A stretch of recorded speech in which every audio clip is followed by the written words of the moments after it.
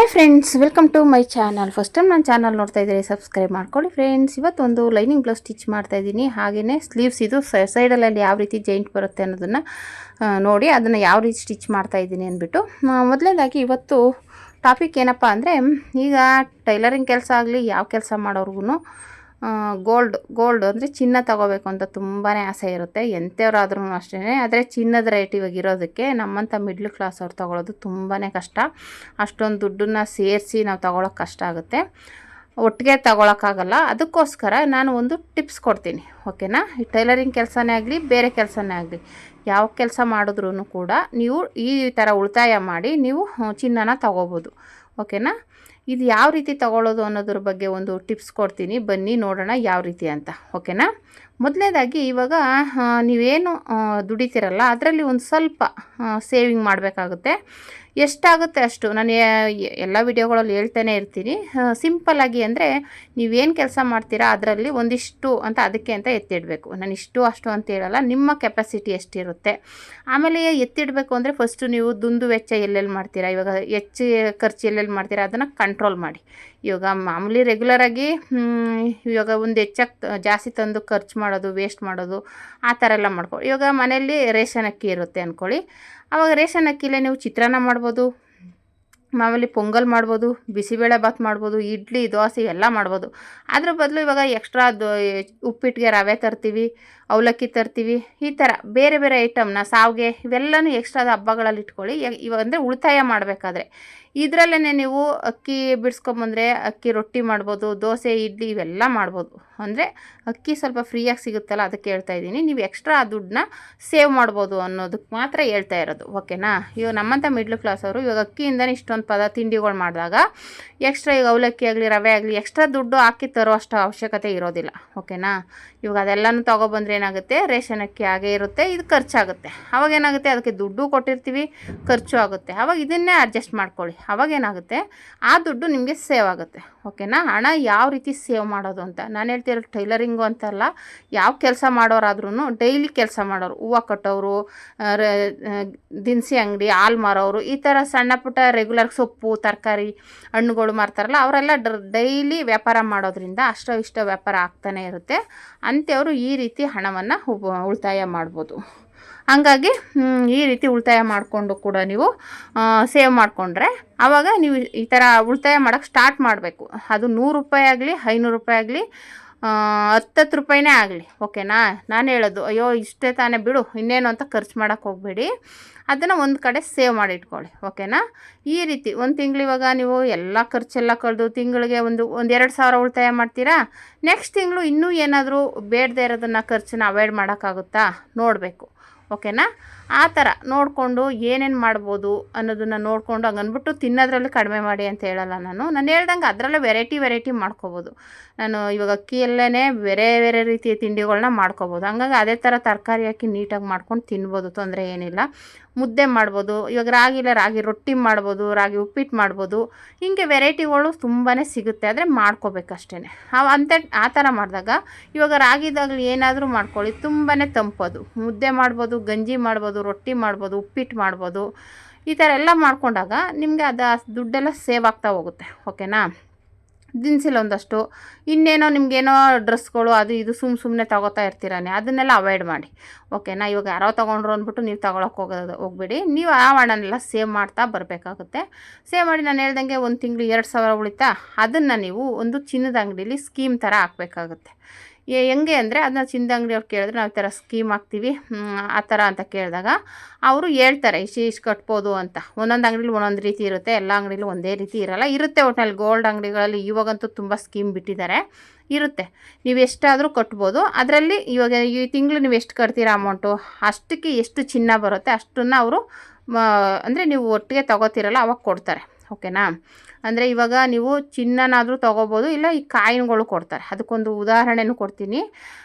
ಆ ಥರ ತೊಗೊಂಡಾಗ ನೀವು ಕಾಯಿನ್ಗಳು ತೊಗೊಂಡಾಗ ಏನು ಬೆನಿಫಿಟ್ ಇದೆ ಅಂದರೆ, ಚಿನ್ನ ಅಂದರೆ ಒಡವೆ ಬದಲು ಈ ಥರ ಗೋಲ್ಡ್ ತೊಗೊಂಬಿಡಿ, ಕಾಯಿನು. ಇವಾಗ ಎಷ್ಟು ಒಂದು ತಿಂಗಳಿಗೆ ಒಂದು 10 ಗ್ರಾಮ್ 1 ಗ್ರಾಮ್ ನನಗೆ 10 ಗ್ರಾಮೇ ಆಗಿರಲಿ ವರ್ಷಕ್ಕೆ, ತಿಂಗಳಿಗೆಲ್ಲ ವರ್ಷಕ್ಕೆ ಒಂದು 10 ಗ್ರಾಮ 20 ಗ್ರಾಮ ನೀವು ತಿಂಗಳ ಎಷ್ಟೆಷ್ಟು ಕಟ್ಟಿರ್ತೀರ ಎಲ್ಲನೂ ಸೇರಿಸ್ಬಿಟ್ಟು, ಅಂದರೆ ಅವತ್ತಿನ ರೇಟ್ ಅವತ್ತು ಹಾಕಿರ್ತಾರೆ.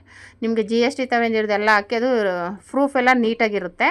ಅವಾಗೇನಾಗುತ್ತೆ, ನೀವು ಎಷ್ಟು ದುಡ್ಡು ಕಟ್ಟಿರ್ತೀರ ಅಮೌಂಟು ಅಷ್ಟಕ್ಕೆ ನಿಮಗೆ ಚಿನ್ನ ಕೊಡ್ತಾರೆ. ಓಕೆನಾ? ಆ ಚಿನ್ನದಲ್ಲಿ ನೀವು ಫಸ್ಟೇ ಹೇಳ್ಬಿಡ್ಬೇಕು, ನಮಗೆ ಕಾಯಿನ್ ಕೊಟ್ಬಿಡಿ ಅಂತ ಹೇಳ್ಬಿಡಿ. ಅದನ್ನು ನೀವು ಬೇಕಾದರೆ ಅಂದರೆ ಆ ಪ್ರೂಫ್ ಎಲ್ಲನೂ ನೀಟಾಗಿ ಇಟ್ಕೋಬೇಕು. ಯಾಕೆಂದರೆ ಚಿನ್ನ ಅಲ್ವಾ, ನಾವೇನೋ ಮಾಡ್ಸೋಕೆ ಹೋದಾಗ ಅವೆಲ್ಲ ಪ್ರೂಫ್ ಕರೆಕ್ಟಾಗಿರಬೇಕಾಗುತ್ತೆ. ಯಾಕೆಂದರೆ ಆಮೇಲೆ ಇವಾಗ ನೀವು ಚಿನ್ನ ಮಾಡಿಸಿ ತಗೋತೀರಾ ಅಂತ ಇಟ್ಕೊಳ್ಳಿ, ಅವಾಗೇನಾಗುತ್ತೆ ಅದಕ್ಕೆ ವೇಸ್ಟೇಜು, ಕೂಲಿ, ಅದು ಇದು ಅಂತೆಲ್ಲ ಹಾಕ್ಬಿಡ್ತಾರೆ. ಅವಾಗೇನಾಗುತ್ತೆ ಎಲ್ಲ ಅಲ್ಲೇ ಕಿತ್ಕೊಂಡು ಹೋಗ್ಬಿಡುತ್ತೆ. ಮತ್ತೆ ಇವಾಗ ನಾವು ಹೊಸ ಡಿಸೈನ್ ಮಾಡಿಸ್ತೀವಿ ಅಂದರೆ ಮತ್ತೆ ಅದು ಕೂಲಿ ಅದೆಲ್ಲ ಕೊಡಬೇಕು. ಅದಕ್ಕೋಸ್ಕರ ನೀವು ಕಾಯಿನ್ ತೊಗೊಂಡ್ಬಿಟ್ರೆ ನಿಮ್ಗೆ ಯಾವಾಗ ಬೇಕು ಅವತ್ತು ಮಾಡಿಸಿದಾಗ ಒಂದೇ ಸಲ, ಆಮೇಲೆ ಹೊಸ ಡಿಸೈನ್ ಬಂದಾಗ ಮಾಡಿಸ್ಕೊಂಡಾಗ ಇವಾಗ ಮಾಡಿಸಲ್ಲ ಅಂದ್ಕೊಳ್ಳಿ, ನೀವು ಯಾವಾಗಲೋ ಒಂದು ಸಲ ಮಾಡಿಸ್ತೀರಾ ಅಂದ್ಕೊಳ್ಳಿ. ಇವಾಗ ಹೆಣ್ಮಕ್ಳು ಇರ್ತಾರೆ, ಮದುವೆ ಮಾಡಿದಾಗಲೋ ಇನ್ಯಾವಾಗಲೋ ಒಂದು ಸಲ ಮಾಡಿಸ್ತೀವಿ ಅಂದಾಗ ಈ ರೀತಿ ಸೇವಿಂಗ್ ಮಾಡಿ ಇಟ್ಕೊಂಡ್ರೆ ಕಾಯಿನ್ನ ನೀವು ಅವಾಗ ಒಡವೆಗಳನ್ನ ಮಾಡಿಸ್ಕೊಂಡಾಗ ನಿಮಗೆ ಫಸ್ಟ್ ಮಾಡಿರ್ತೀರಲ್ಲ ಅದು ವೇಸ್ಟ್ ಆಗೋಲ್ಲ. ಇವಾಗ ವೇಸ್ಟೇಜ್ ಕೂಲಿ ಅದು ಇದು ಹಾಕಿರ್ತಾರಲ್ಲ ಒಂದೇ ಸಲ ಹಾಕ್ಬಿಟ್ಟು ತೊಗೋಬೋದು ನೀವು. ಓಕೆನಾ? ಈ ರೀತಿ ಮಾಡ್ಬೋದು.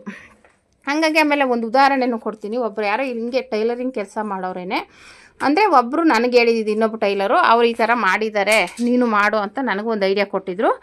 ಏನಪ್ಪ ಅಂದರೆ ಅದು ಅವರು ಮಂತ್ಲಿ ಹಿಂಗೇ ತಿಂಗಳ ಎಷ್ಟಾಗುತ್ತೆ ಅಷ್ಟು ಉಳಿತಾಯ ಮಾಡಿ ಅದಕ್ಕೆ ಹೋಗಿ ಕಾಯಿನು ಡೈರೆಕ್ಟಾಗಿ ಅವ್ರ ಹತ್ರ ಹೇಳ್ಬಿಟ್ರೆ, ಗೋಲ್ಡ್ ಅಂಗಡಿಯವ್ರ ಹತ್ರ ನಮ್ಗೆ ಇಷ್ಟು ದುಡ್ಡು ಕೊಡ್ತೀವಿ, ಅಷ್ಟಕ್ಕೆ ನಮಗೆ ಕಾಯಿನ್ ಬೇಕು ಅಂತ ಹೇಳ್ಬಿಟ್ರೆ ಕೊಡ್ತಾರೆ. ನೀವು ಎಷ್ಟು ದುಡ್ಡು ಕೊಡ್ತೀರಾ ಅಷ್ಟಕ್ಕೆ. ಅವಾಗೇನಾಗುತ್ತೆ, ಆ ಕಾಯಿನ್ನ ತಂದು ಇಟ್ಕೊಳ್ಳೋದು ಜೋಪಾನವಾಗಿ. ಆ ಥರ ಇಟ್ಕೊಂಡು ಅವರು 1 ವರ್ಷ 2 ವರ್ಷ ಆ ಥರ ಎಲ್ಲ ಸೇರಿಸ್ಬಿಟ್ಟು ಒಂದು 20, 30, 50 ಗ್ರಾಮ್ವರೆಗೂ ಮಾಡಿದ್ದಾರೆ. ಓಕೆನಾ? 50 ಕಾಯಿನ್ವರೆಗೂ ಮಾಡಿದ್ದಾರೆ. ಅದನ್ನು ಒಟ್ಟಿಗೆ ಅವರು ಇಬ್ಬರು ಹೆಣ್ಮಕ್ಳು, ಅವ್ರಿಗೆ ಇಬ್ಬರಿಗೂ 2 ಸೆಟ್ಟು ಲಾಂಗ್ ಸರ ಮತ್ತು ಮಾಮೂಲಿ ಆ ಥರ ನೋಡಿ ಇಬ್ಬರಿಗೂ ಸೆಟ್ಟಾಗಿ ಅದರಲ್ಲಿ ಅಡ್ಜಸ್ಟ್ ಮಾಡಿ ಮಾಡಿಕೊಡಿ ಅಂತ ಹೇಳಿದ್ದಾರೆ. ಓಕೆನಾ? ಒಂದೇ ಸಲ ಅವ್ರಿಗೆ 2 ಸೆಟ್ಟು ಇದು ಸರ ಓಲೆ ಆ ಥರ ಅವರು ಇರುವಷ್ಟು ಚಿನ್ನದಲ್ಲಿ ಇಷ್ಟು ಮಾಡಿಕೊಡಿ ಅಂತ ಹೇಳಿ ಮಾಡಿಸಿದ್ದಾರೆ. ಅಂದರೆ ಎಷ್ಟು ಉಪಯೋಗ ಆಯ್ತಲ್ವ, ಒಂದೇ ಸಲ ಕೂಲಿನೂ ಇದು ಎಕ್ಸ್ಟ್ರಾನೂ ಬೀಳಲ್ಲ, ಲಾಭನೇ ಸಿಗುತ್ತೆ ನಿಮಗೆ. ಓಕೆನಾ? ಆಮೇಲೆ ಒಟ್ಟಿಗೆ ನೀವು 50 ಗ್ರಾಮ್ಗೆ ತೊಗೋತೀನಿ ಅಂದರೆ ಅಷ್ಟೊಂದು ದುಡ್ಡು ನಾವು ಸೇರ್ಸೋಕ್ಕೂ ಆಗೋಲ್ಲ. ಹಂಗಾಗಿ ತಿಂಗಳ ಎಷ್ಟೆಷ್ಟು ಆಗುತ್ತೆ ಅಷ್ಟನ್ನ ಸೇವ್ ಮಾಡಿ. ಓಕೆನಾ? ನಿಜವಾಗ್ಲೂ ಅವ್ರನ್ನ ಕೇಳಿದಾಗಂತೂ ನನಗಂತೂ ತುಂಬ ಖುಷಿ ಆಯಿತು. ನಾವು ಚಿನ್ನ ಹಾಗೆ ತೊಗೊಳಕ್ಕಾಗೋದಿಲ್ಲ. ಈ ಥರ ತಿಂಗಳಿಗೆ ನಮಗೆ ಎಷ್ಟಾಗುತ್ತೆ ಅಷ್ಟಕ್ಕೆ ಒಂದೊಂದು ಕಾಯಿನ್ನ ತೆಗೆದು ಇಟ್ಕೊಂಡ್ಬಿಟ್ರೆ ನಮ್ಗೆ ಯಾವಾಗ ಬೇಕು, ಇವಾಗ ಮಕ್ಕಳು ಚಿಕ್ಕವರು ಇರ್ತಾರೆ, ತೆಗೆದು ಇಟ್ಕೊಂಡು ಅವ್ರು ಮದುವೆ ಟೈಮಲ್ಲಿ ಮಾಡಿಸಿದಾಗ ಆ ಮದುವೆ ಆಗೋ ಅಷ್ಟೊತ್ತಿಗೆ ಎಷ್ಟು ರೇಟ್ ಆಗಿರುತ್ತೆ ಲೆಕ್ಕಕೊಳ್ಳಿ. ಈಗಲೇ ನೋಡಿ ಗೋಲ್ಡ್ ರೇಟು ಮೊದಲು ನಾವು ತೊಗೊಂಡಾಗ ಹೇಗಿತ್ತು, ಈಗ ಹೇಗೆ ಏರ್ಕೊಂಡು ಹೋಗ್ತಾ ಇದೆ, ಈ ರೀತಿ ಇರುತ್ತೆ. ನಾವು ತೆಗೆದು ಇಟ್ಕೊಂಡಾಗ ಅವು ಮುಂದಕ್ಕೆ ಇನ್ನೂ ಜಾಸ್ತಿ ಆಗುತ್ತಲ್ವ, ಆವಾಗ ನಮಗೆ ಸೇಫು. ಆಮೇಲೆ ನಾವು ಕಾಯಿನ್ ತೊಗೊಂಡಿರೋದ್ರಿಂದ ಏನಾಗುತ್ತೆ, ನೆಕ್ಸ್ಟು ನಾವು ಅದಕ್ಕೆ ಕೂಲಿ ಅದೆಲ್ಲ ಒಟ್ಟಿಗೆ ಕೊಟ್ಟು ಮಾಡಿಸ್ಕೋಬೋದು, ಮತ್ತು ಕೂಲಿ ಅದೆಲ್ಲ ಬೀಳಲ್ಲ. ಓಕೆನಾ? ನಾವು ಕಾಯಿನ್ ತೊಗೊಂಡಾಗ ಆ ಥರ ಮಾಡ್ಕೋಬೋದು ನೀವು.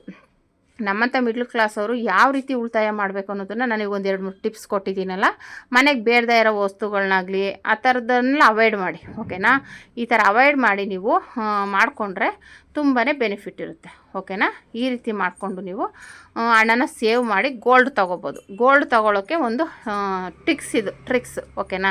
ಯಾಕೆಂದರೆ ನನಗೊಬ್ಬ ಸಿಸ್ಟರ್ ಆ ಥರ ಹೇಳಿದಾಗ ನನಗೂ ತುಂಬ ಖುಷಿ ಆಯಿತು. ಆ ಥರ ಸ್ಕೀಮ್ ನಾನು ಆಲ್ರೆಡಿ ಹಾಕಿ ತೊಗೊಂಡಿದ್ದೆ, ನಾನು ತುಂಬ ಸಲ ಹಾಕಿ ತೊಗೊಂಡಿದ್ದೀನಿ. ಈಗ ಸ್ವಲ್ಪ ರೇಟ್ ಜಾಸ್ತಿ ಆದಮೇಲೆ ಬಿಟ್ಟಿದ್ದೀನಿ. ಓಕೆನಾ? ಹಂಗೆ ಆ ಥರ ನೀವು ಮಿಡ್ಲ್ ಕ್ಲಾಸ್ ಅವರೆಲ್ಲ ಈ ಥರ ಮಾಡಿದ್ರೆ ಸ್ವಲ್ಪ ಸೇವ್ ಮಾಡ್ಕೋಬೋದು.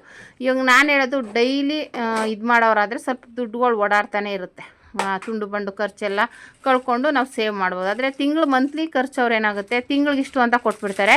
ಅದರಲ್ಲಿ ಆ್ಯಕ್ಚುಲಿ ಅವರು ಸಂಬಳಕ್ಕಿಂತ ಹೆಚ್ಚಿಗೆ ಸಾಲ ಅದು ಇದು ಮಾಡಿಬಿಟ್ಟಿರ್ತಾರೆ. ಏನಾಗುತ್ತೆ, ಅದಕ್ಕೆ ಖರ್ಚಾಗ್ಬಿಡುತ್ತೆ. ಅದಕ್ಕೋಸ್ಕರ ನೀವು ಆ ಥರ ಮಾಡ್ಕೊಳ್ಳೋದು. ನಾನು ಟೈಲರಿಂಗ್ ಕೆಲಸ ಅಂತ ಹೇಳ್ತಿಲ್ಲ, ಡೈಲಿ ಇನ್ಕಮ್ ಬರುವಂಥವ್ರು, ಇವಾಗ ಚಿಲ್ಲರೆ ಅಂಗಡಿ ಆಗಿರ್ಬೋದು, ತರಕಾರಿ, ಹಣ್ಣು, ಸೊಪ್ಪು ಇವೆಲ್ಲ ಮಾರ್ತಾರಲ್ಲ, ಹಾಲು ಮಾರೋರು, ಇವರೆಲ್ಲ ಏನಾಗುತ್ತೆ ಡೈಲಿ ಇನ್ಕಮ್ ನೋಡ್ತಾ ಇರ್ತಾರೆ. ಓಕೆನಾ?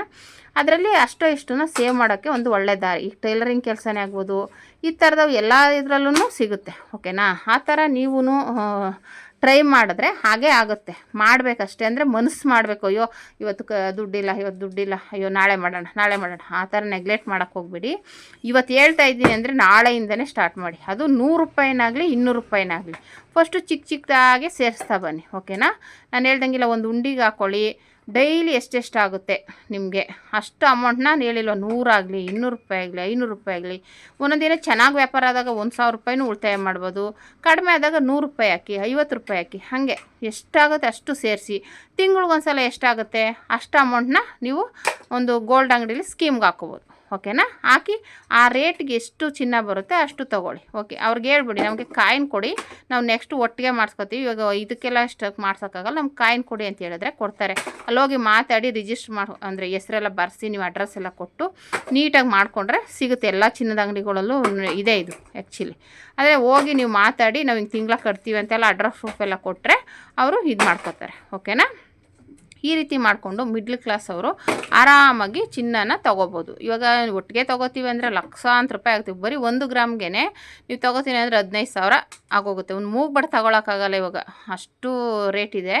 ಹಂಗಾಗಿ ನೀವು ಮಿಡ್ಲ್ ಕ್ಲಾಸ್ ಅವ್ರು ನಾನು ಕೊಟ್ಟಿರೋ ಈ ಟಿಪ್ಸ್ಗಳನ್ನ ಫಾಲೋ ಮಾಡಿ. ಓಕೆನಾ. ಇವಾಗ ಮನೇಲಿ ಥರ ಐಟಮ್ಸ್ಗಳಲ್ಲಾಗ್ಬೋದು, ಇಲ್ಲ ಇನ್ನೇನಾದರೂ ಆಗ್ಬೋದು, ಏನರಲ್ಲಾಗುತ್ತೆ ಅದು ಯೋಚನೆ ಮಾಡಿ. ಡೈಲಿ ಬುಕ್ಕಲ್ಲಿ ಬರೀರಿ, ಎಷ್ಟು ಅಮೌಂಟು ಸೇವ್ ಆಗ್ತಾಯಿದೆ, ಎಷ್ಟು ಖರ್ಚು ಮಾಡ್ತಿದ್ದೀರಾ, ಎಲ್ಲಿ ವೇಸ್ಟಾಗಿ ಖರ್ಚು ಮಾಡ್ತಿದ್ದೀರಾ ಅನ್ನೋದನ್ನು ಬರ್ಕೊಂಡು ಅದನ್ನು ನೆಕ್ಸ್ಟ್ ತಿಂಗಳಲ್ಲಿ ಕಡಿಮೆ ಮಾಡ್ತಾ ಬನ್ನಿ. ಓಕೆನಾ.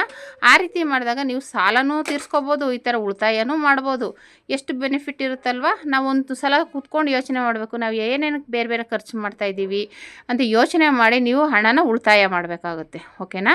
ಈ ರೀತಿ ಮಾಡೋದ್ರಿಂದ ತುಂಬಾ ಉಪಯೋಗ ಆಗುತ್ತೆ. ನಾನು ಹೇಳಿರೋ ಪ್ರಕಾರ ತುಂಬಾ ನಾನು ಆಲ್ರೆಡಿ ಯೂಸ್ ಮಾಡ್ಕೋತಾ ಇದ್ದೀನಿ.